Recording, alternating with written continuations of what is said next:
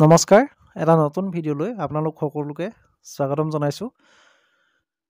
এতিয়া যেহেতু গৰম দিন সকলোৱে জানে গৰম দিনত এটা ফাৰ্মবিলাকত মানে গাহৰি ফাৰ্মবিলাকত এটা খুব ডাঙৰ সমস্যা দেখা দিয়ে। সেই সমস্যাটো হৈছে মাখিৰ সমস্যা। মাখি ইমানেই মাখি হয়, কিছুমান ফাৰ্মত দেখা যায় যে বহুত মাখি হয়, বহুত মানে অতি বেছি পৰিমাণে মাখি হোৱা দেখা যায়। আৰু মাখিবিলাক নিৰাময় কৰিবৰ কাৰণে, মাখিবিলাক নোহোৱা কৰিবৰ কাৰণে আপোনালোকে কি উপায় অৱলম্বন কৰিব পাৰে সেই বিষয়ে আজি ভিডিঅ'টোত মই প্ৰথমৰ পৰা শেষলৈকে ধুনীয়াকৈ বুজাই দিম। গতিকে আপোনালোকে ভিডিঅ'টো প্ৰথমৰ পৰা শেষলৈকে চাই থাকক আৰু বিশেষকৈ শুনি থাকক। মানে এই ভিডিঅ'টো যিটো আপোনালোকে ফুটেজটো দেখি আছে, এই ফুটেজটো হৈছে আগৰ ভিডিঅ' ফুটেজ। আৰু এই মই যিহেতু মাখিৰ ভিডিঅ' কালেকশ্যন কৰি আনিব নোৱাৰোঁ, সেইবাবে এই যিটো ভিডিঅ' দেখিছে আপোনালোকে, এই ভিডিঅ' ফুটেজটোতে গোটেই কথাখিনি মই ধুনীয়াকৈ বুজাই দিম। আপোনালোকে ভিডিঅ'বিলাক চাই থাকিব। এতিয়া যিখন ফাৰ্ম দেখি আছে, এই ফাৰ্মখনত কিন্তু মাখি সমস্যা খুব কম। আৰু কিহৰ কাৰণে কম হৈছে সেই বিষয়ে আপোনালোকক জনাই দিম। আৰু আপোনাৰ ফাৰ্মখনত যদি মাখি বেছি হয়, তেতিয়া আটাইতকৈ ডাঙৰ প্ৰব্লেম হ'ব পাৰে। মাখিয়ে বিভিন্ন ধৰণৰ বেমাৰ বীজাণু এঠাইৰ পৰা আন ঠাইলৈ কঢ়িয়াই, সকলোৱে জানে। আৰু আপোনালোকৰ যদি ওচৰে পাঁজৰে তেনেকুৱা গাহৰি ফাৰ্মটো বহুত থাকিব পাৰে, আৰু সেই গাহৰি ফাৰ্মবিলাকত যদি কেনেবাকৈ অকণমান অসুস্থ গাহৰি থাকে, আৰু সেই অসুস্থ গাহৰিত পৰা মাখিজনী যদি আপোনালোকৰ ফাৰ্মখনত থকা সুস্থ গাহৰি দেহত পৰে, তেতিয়া তাৰ পৰা বেমাৰ বীজাণু আহি আপোনাৰ গাহৰিলৈ ট্ৰেন্সফাৰ হ'ব পাৰে, মানে আহিব পাৰে। সেইবাবে আপোনালোকে সেই মাখি নোহোৱা কৰিবৰ কাৰণে কেইটামান উপায় আছে। এটা উপায় আছে, বিশেষকৈ সেই উপায়টো আপোনালোকে চবেই কৰি ল'ব পাৰে। ঘৰতে দুটামান বস্তু তৈয়াৰ কৰি, ঘৰতে দুটামান বস্তু দি মানে আপোনালোকে কৰিব পাৰে। দুটা বা তিনিটা সৰু সৰু বস্তু কিনিব লাগিব আপোনালোকে। সেইবাবে আপোনালোকে চাই থাকক, মই ক'ম সেই কথাটো।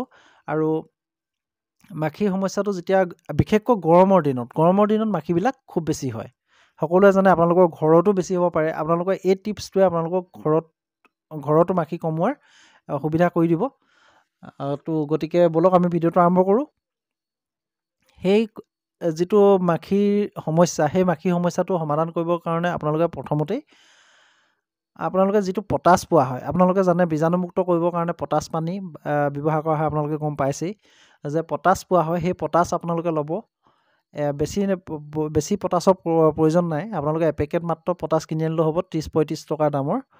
আৰু তাৰ লগত এটা ফেনাইল কিনিব পাৰে, যিটো ফেনাইলটো আপোনালোকৰ সকলোৱে দোকানত পাব। ওচৰৰ দোকানত, আপোনালোকে গেলামাল দোকানতো আজিকালি মানে খবৰ কৰিলে পোৱা হ'ব যে যিটো বগা ফেনাইল ল'ব আৰু পটাছ ল'ব।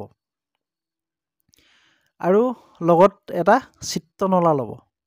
চিত্ৰনলা যিটো দাম আপোনাৰ 50 টকা 60 টকাৰ আপোনালোকে পাই যাব। আৰু কেনেকুৱা ধৰণে স্প্ৰে' কৰিব লাগিব সেই বিষয়টো মই কৈ দিছোঁ। আৰু আপোনালোকে 3 লিটাৰ 4 লিটাৰমান পানী ল'ব। প্ৰায় 5 লিটাৰ পানী, আপোনালোকে এপ্ৰক্সিমেট 5 লিটাৰ পানী ধৰি লওক। 5 লিটাৰ পানীত আপোনালোকে পটাছটো, যিটো এপেকেট পটাছ আনিব, এপেকেট পটাছৰ তাৰে 3 ভাগ কৰি এভাগ ল'ব। আৰু লগতে প্ৰায় ফেনাইল দিব আপোনালোকে 50 ml মান। আৰু লগত আপোনালোকে চিত্ৰনলা ব্যৱহাৰ কৰিব প্ৰায় 5 ml to 7 ml। আৰু এইখিনি বস্তু আপোনালোকে দি পানীখিনিত ধুনীয়াকৈ আপোনালোকে গুলি ল'ব। আৰু যিহেতু 5 লিটাৰ পানী লোৱা হ'ব, 5 লিটাৰ পানী ল'লে আপোনালোকৰ স্প্ৰে মেচিনত ভৰাই মাৰিবলৈ অলপ সুবিধা হ'ব। আৰু